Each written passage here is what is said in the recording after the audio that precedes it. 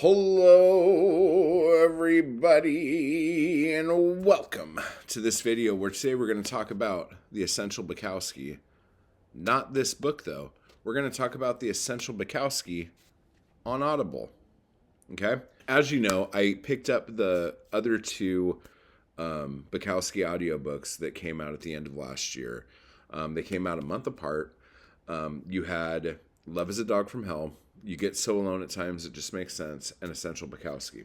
Now, the guy who read Love is a Dog from Hell was read by Neil Helligers, and that was okay.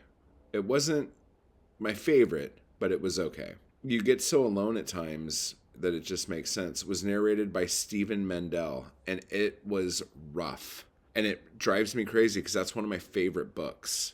And I just really was not pleased with how that book was read. This one, however, Essential Bukowski, is read by Johnny Heller. And Johnny Heller does a fucking really good job. He doesn't do an amazing job. I'm not here to blow the dude, but he did a good job. It's a decent. It's better than decent. Okay, he did a good job. Like listening to it, I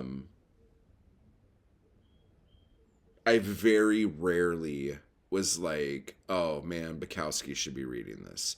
Like, obviously, there's poems that you've probably heard Bukowski read numerous times, like Tragedy of the Leaves, Dinosauria We, Genius of the Crowd, The Shoelace, things like that you've heard Bukowski read either in Poems and Insults or from just like different poetry readings that are on camera or whatever, or Born Into This from Dinosauria We, you know what I'm saying? But like, even though he reads those, like you, I don't know. I never was like, oh man, I just wish I was listening to Bukowski read this. Whereas Love is a Dog from Hell and You Get So Alone at Times That It Just Makes Sense, the whole time I was going, I hate this. I want Bukowski to read these poems. So if you're gonna get a audiobook of Bukowski's poetry, Essential Bukowski is probably essential. Now, do I think these are the essential poems? Like, we're going to do a whole, book review of this book eventually, okay? But do I think that the poems in here are the essential Bukowski? They're not my essential Bukowski, but they're good. The poems in here, Abel DeBrito picked some really great poems. A lot of the poems that are in here are poems that I would have in my essential, but there are some that I think aren't really that strong.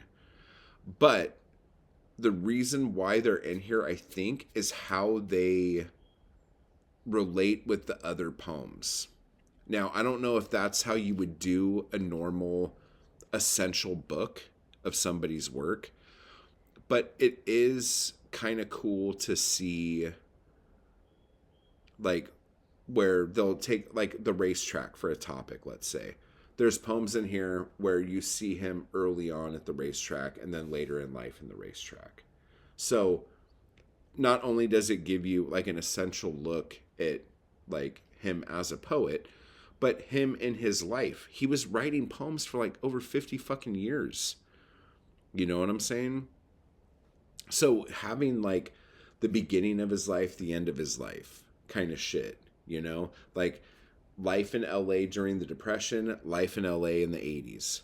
You know what I'm saying? The juxtaposition of where he came from and where he ended up. That is cool. So not that it's an essential poetry collection, but it is essential Bukowski. Does that make sense? I hope that makes sense. So, if you're going to get one book of Bukowski poems, this is probably a very solid fucking book to get. Okay? So, and if you've never read Bukowski before and you've heard me talk about him for the last however many fucking years and you're like, oh, might as well, do it. And if you don't want to read it, get the fucking audiobook. It's a pretty fucking well done fucking audiobook. I approve of this audiobook. Okay. So hopefully, I'm not going to do it right now because I'm going to rush this video up because I'm a fucking idiot. But hopefully you'll be able to use a link I have in the description to get something to where I get a kickback, for fuck's sake. Also, the Bukowski podcast with me and Shaylin Marks. The first episode's in the can. We're recording another episode here very soon. I actually have to check a message from her right now.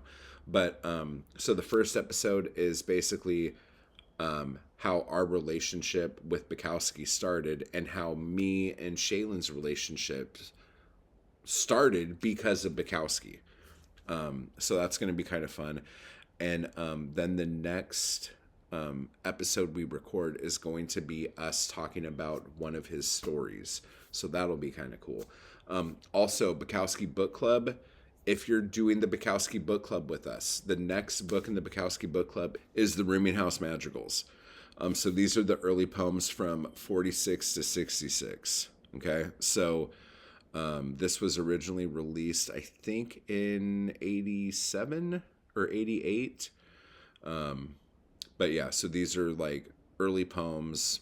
A lot of the hits come out of here. A lot of the good poems he wrote over his life in these ended up in the first 3 or 4 books he wrote. A lot of the stuff in here ended up in Burning in Water, Drowning in Flame.